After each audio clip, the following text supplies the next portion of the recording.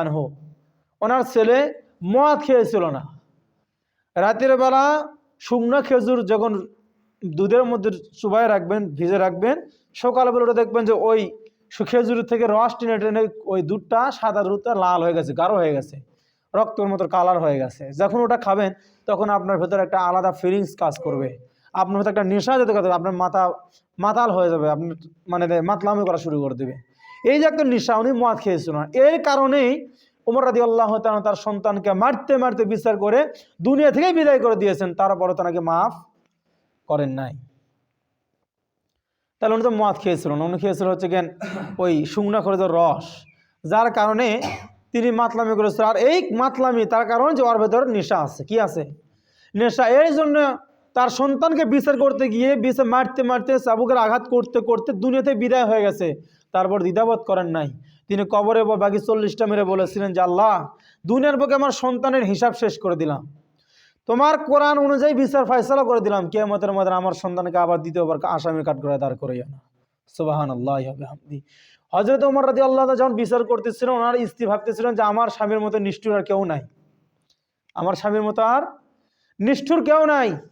তাহলে যেই স্বামী, যেই বাবা নিজের সন্তানকে মারতে মারতে, নিজের রাষ্ট্রপ্রধান নিজের সন্তানকে মারতে মারতে দুনিয়া থেকে বিদায় করে দিতে পারে, আর সেটা নিষ্ঠুর আর মানে কঠিনতম মানুষ আর দুনিয়াকে কেউ হতে পারে না।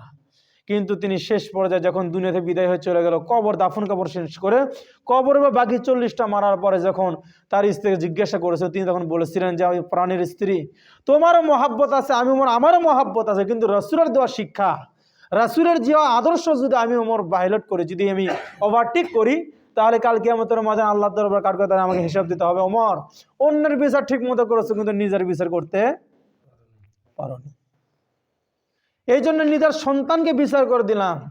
আর এই বিচার আল্লাহ পাক বলছেন দুনিয়ার শাস্তি প্রত্যেকটা মানুষ সহ্য করতে পারবে। দুনিয়ার শাস্তি আপনাকে যদি 50টা বেতের আঘাত করে, আপনি সহ্য করতে পারবেন না? হয়তো চিৎকার করবেন, লাগবে, জখম হবে, হয়তো মারাও যাবেন, কিন্তু এটা হয়তো কিছুক্ষণের জন্য শাস্তি, ঠিক না? 50টা বেতের আঘাত করতে কতক্ষণ সময় লাগতে পারে? 5 20 বা 10 মিনিট, এরকম না? কিন্তু এই 50টা মারতে যদি আপনি ইন্তেকাল করেন, যদি বিদায় হয়ে চলে যান, আপনার জীবনের সমস্ত গুনাহ মাফ।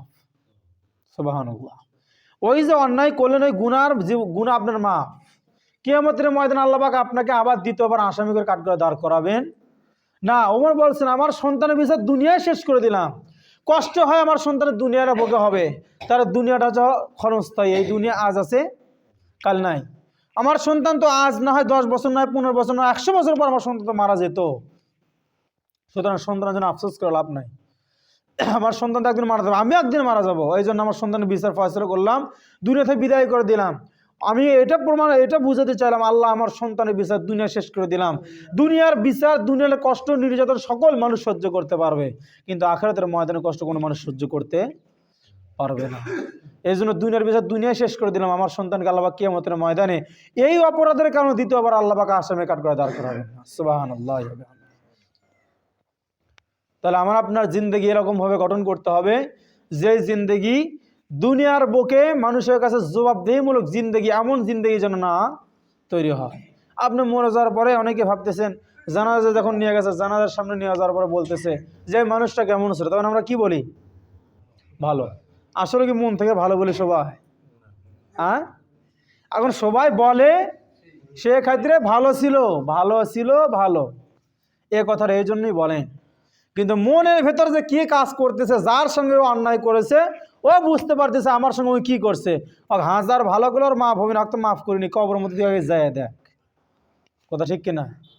আমিও যদি অন্যায় করি, আমার জানাজার সময় দাঁড়িয়ে বলবে ভালো ছিল, কিন্তু মনে বলবো ও যে কি ভালো ছিল, আমার ভালো করে জানা আছে, ঠিক না? দোষ গুণ ছাড়া কোনো মানুষ নাই, দোষ থাকবে, গুণ থাকবে, এটাই স্বাভাবিক, কিন্তু কারোটা বেশি, কারোটা কম। মানুষ ছিল আবু জেহেল, মানুষ ছিল ফেরাউন, তারা মানুষ ছিল হামান, মানুষ ছিল সাদ্দাম, তারাও ছিল মানুষ, আমরাও মানুষ, কিন্তু তাদের জীবনের ভুলের মাত্রাতে এত বেশি যারা আল্লাহর কাছে সারা জীবন লাঞ্ছিত বঞ্চিত। কিন্তু আমি আপনার যে এতটুকু ভুল করেছি, যে অন্যায় করেছি, এটা আমার আপনার আজও পর্যন্ত আল্লাহর কাছে ক্ষমা চাওয়া, আপনার তওবা করে ফিরে আসার সময় সুযোগ আছে। আল্লাহ পাক চাইলে মাফ করে দিতে পারে। কিন্তু ফেরাউন যে অন্যায় করেছিল, যে অপকর্ম করেছিল, ওর জীবনে কোনো মাফ নাই। এই জন্য আল্লাহ পাক ওকে শুটকি বানায় রেখেছে। ও তো মানুষ, কথা ঠিক কিনা? আজও তার লাশ আছে কি নাই? আছে। কারোর জাদুঘরের মধ্যে এখনো রেখে দেওয়া হয়েছে। আল্লাহ পাক শুটকি করে রেখে দিয়েছেন। তো উনিও তো আমার আপনার মতো জীবনযাপন করেছে, তার ওর পরিণতি এরকম কেন? আর আমার নবীর পরিণতি কেমন? সুবহানাল্লাহ ওয়া বিহামদিহি। আমার নবীর সঙ্গে যারা বেয়াদবি করেছে, নবী আলাইহিস সালাতু ওয়াস সালামের সঙ্গে যারা বেয়াদবি করেছে, তাদের কি ফলাফল ভালো হয়েছে? হয়েছে? হয় নাই। আবু জেহেল আমার নবীর সঙ্গে বেয়াদবি করেছিল, তার পরিণতি ভালো হয়েছে? হয় নাই। নবী সাল্লাল্লাহু আলাইহি ওয়াসাল্লামের যে বাসা, তিনি যেখানে বসবাস করতেন, যে বাসায় থাকতেন, ওই জায়গাটা আজ পৃথিবীর মধ্যে সবচেয়ে বৃহত্তম লাইব্রেরি। সুবহানাল্লাহ। ওর একটা বইয়ের ভান্ডার, সবচেয়ে উত্তম, সবচেয়ে মানে দামি জায়গা আমার নবী যেখানে। আর যে জায়গায় আবু জেহেল বসবাস করতো, যেখানে আবু জেহেল থাকতো, ওই জায়গায় তো অত্যন্ত মনে হয় যে যত্ন সহকারে তারা রেখেছে। হ্যাঁ, অত্যন্ত স্নেহ মহব্বতের জায়গা, মানে মহাব্বত করে ওখানে যা পায়খানাটা করে, ঠিক কিনা? মহাব্বত করে পায়খানা করে। এই কয়েকদিন আগে আমি একদিন মোবাইল দেখতেছিলাম, তা আমির হামজা হুজুর বলছিলেন, মুফতি আমির হামজা। তো উনি বলছেন, আমি যখন হজে গিয়েছিলাম, তো হজে যাওয়ার পরে যখন বাইতুল্লাহ তাওয়াফ করতেছিলাম, তো তাওয়াফ করতে করতে হঠাৎ পেটের মধ্যে গোলমাল, হঠাৎ পেটের মধ্যে গোলমাল, পেটের মধ্যে লাগা শুরু হয়ে গেছে বেদনা, পায়খানা চাপ দিয়েছে, আমি টয়লেট করবো এখন, কিন্তু তাওয়াফ করতেছি, আমি করবো কোথায়? তো উনি বলতেছেন, উনি এক পুলিশকে জিজ্ঞাসা করছেন যে যে পুলিশে ওনার আরবি ভাষাতে বলছেন যে আমার তো পেটে বেদনা, আমার পেটে গ্যাস্ট্রিক হয়েছে, তো আমি এখন কি করবো? তো বলতে, ইয়া হাজি আইনা বিলাদুকা, তোমার বাসা কোথায়? তখন বলছেন, জি তুমি বাংলাদেশ। তো বলছে, আমার দেশ বাংলাদেশ। করছে এই মক্কায় এসে যাদের পেটে লাগে আর যাদের পেটে মানে গ্যাস্ট্রিক হয়, তাদের তো কোনো ওষুধের প্রয়োজন নাই। বলে কেন? করছে এত টাকা খরচ করে সেই বাংলাদেশ থেকে মক্কায় আসছে, আর আবু জেহেলের বাসায় পায়খানা করবো না, ওখানে যে পায়খানা করলে তোমার পেটের সমস্ত ভালো হয়ে যাবে। সুবহানাল্লাহ। মানে ওখানে যে পায়খানা করবে সব কিছু ভালো। তো ওটা কি সবচেয়ে উত্তম জায়গা, সবচেয়ে নিকৃষ্ট জায়গা? কথা ঠিক কিনা? তো উনিও মানুষ ছিলেন, আমার নবীও মানুষ ছিলেন। আমার নবীর মর্যাদা এমন, গোটা বিশ্ব তার জন্য পাগল। সুবহানাল্লাহ ওয়া বিহামদিহি। আর আবু জেহেল এমন ঘৃণিত, এমন লাঞ্ছিত, এমন বঞ্চিত, যার কথা শুনলে মানুষ ঘৃণা করে তার দিকে তাকায়, তার কথা মানুষ মুখে নিয়ে আসতে চায় না। আপনার সন্তান যদি 1 লাখ টাকা দেবো, আবু জেহেল আপনার বেটার নাম রাখেন, রাখবেন? রাখবো না। যদি 1 লাখ টাকা দিতে, আজকে যদি বাংলাদেশ গভর্নমেন্ট যদি ঘোষণা করে, বা কোনো বড় লোক যদি ঘোষণা করে যে আপনাকে 1 লাখ টাকা দেবো, দয়া করে আপনার নামটা আবু জেহেল রাখেন, রাখবেন? কোনো মুসলমান রাখবে?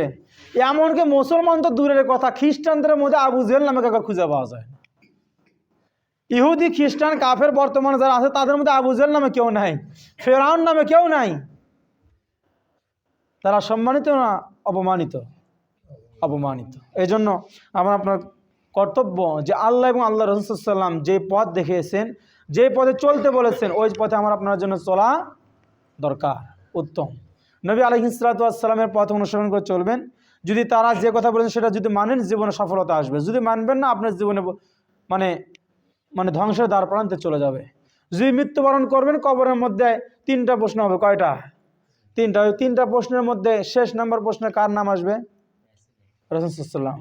যদি রাসূলের আদর্শ না মেনে নেন, যদি রাসূলের কথা মতো জীবনযাপন না করেন, যদি রাসূলের সুন্নতকে নিজের জীবন আদর্শ হিসেবে না মেনে নেন, আপনার কি মনে হয় কবরের মধ্যে যে যে বলবে যে এই মানুষটাকে চিনো, আপনি বলে দিবেন ইনি হচ্ছেন আমার নবী মুহাম্মদ রাসূলুল্লাহ সাল্লাল্লাহু আলাইহি ওয়াসাল্লাম? বলতে পারবেন?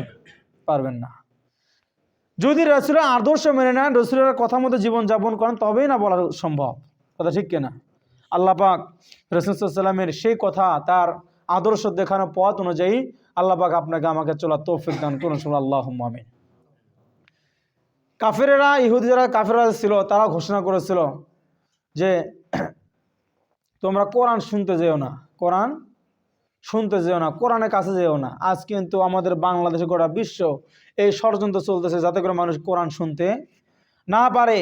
আমার বাংলাদেশে গত 16 বছরে কোরআন বন্ধ করে দেওয়ার জন্য নানান চেষ্টা হয়েছে, কিন্তু কোরআন বন্ধ করে দিতে পেরেছে?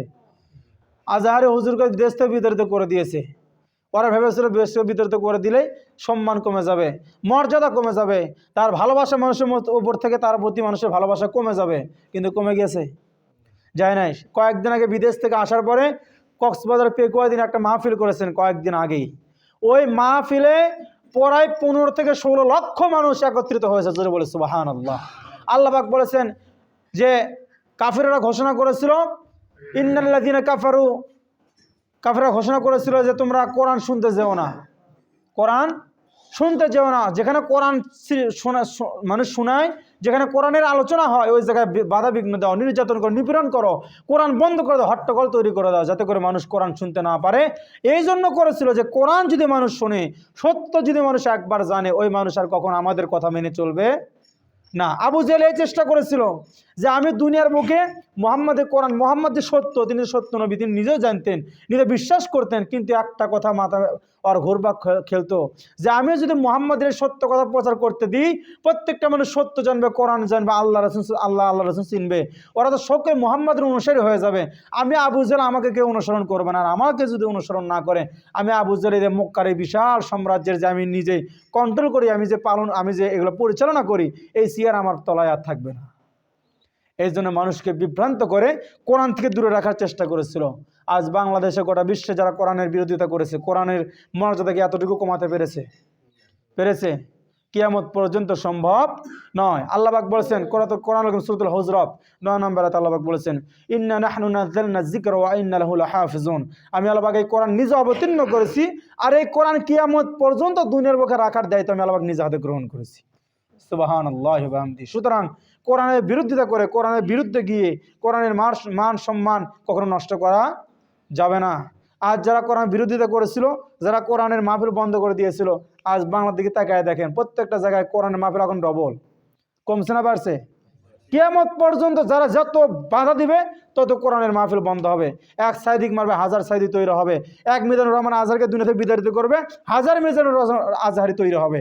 সুতরাং কোরআনের, তার কারণে আল্লাহ পাক নিজে বলেছে যে এক মিজানুরকে যদি তোমরা তাড়িয়ে দাও, আমার কি কোরআন বন্ধ হবে না? সুতরাং কোরআনকে যেরকম দুনিয়ার বুকে সংরক্ষণ করতে হয়, কোরআনকে রাখার জন্য যা কিছু করার প্রয়োজন, আমি আল্লাহ পাক সব কিছু করবো। কিয়ামত পর্যন্ত দুনিয়ার বুকে কোরআন আর কিছু থাক বা না থাক, আমি আল্লাহ পাক আমার কোরআন, আমার অবতীর্ণ কিতাব থাকবে। জোরে বলে আলহামদুলিল্লাহ। আল্লাহ পাক সকলকে সেই কোরআন অনুযায়ী জীবনযাপন করার তৌফিক দান করুন, আল্লাহুম্মা আমিন। কোরআনের বিরুদ্ধে গিয়ে, কোরআনের কথা বাইরে গিয়ে জীবনযাপন করলে মানুষ অবশ্যই জাহান্নামী হবে। কি হবে? জাহান্নামে হবে। আল্লাহ পাক আপনাকে আমাকে সকলকে বুঝমান হতে তৌফিক দান করুন, আল্লাহুম্মা আমিন। ওয়া মা আলাইনা ইল্লাল বালাগ ওয়া আখিরু দাওয়ানা আনিল হামদুলিল্লাহি রাব্বিল আলামিন। যারা সুন্নাত নামাজ আদায় করেন নাই, তারা 4 রাকাত কাবলা জুমা সুন্নাত নামাজ আদায় করেন।